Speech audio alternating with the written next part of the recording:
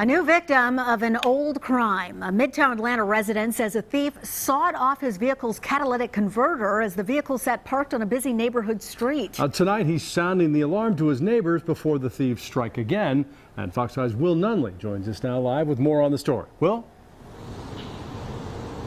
And Russ, we heard a lot about these types of crimes about a decade ago, but it appears there's a little bit of uptick here in Midtown, and they're happening on some busy Midtown streets.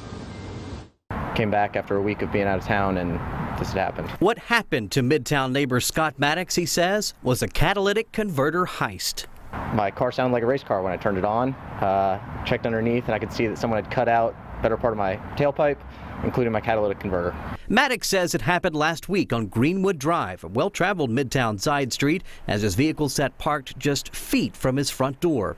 He alerted his neighbors using social media and discovered I'm certainly not the first person that this has happened to in the neighborhood. In fact, residents from several nearby streets reached out to Maddox and reported similar crimes. I thought it was random until social media reaffirmed that even in recent months it seems that this is common. It's more common than I knew, and I don't really know what I could have done about it. It's a sort of a crime that makes you feel helpless, right? I could have my car repaired, but I still would have to park it on the street in the same spot.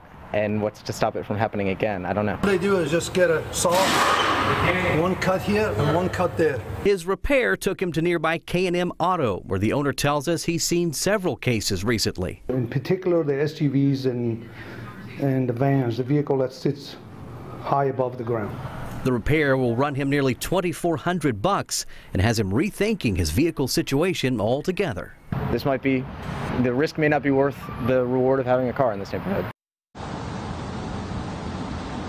A viewer reached out to me just today and said he fell victim to this crime this past weekend, so it's still happening. The best advice from our auto experts is to try to park your vehicle in a well-lit area and preferably within view of a security camera where available. Live in Midtown, Will Nunley, Fox 5 News. Well, that's very frustrating. Will, thanks.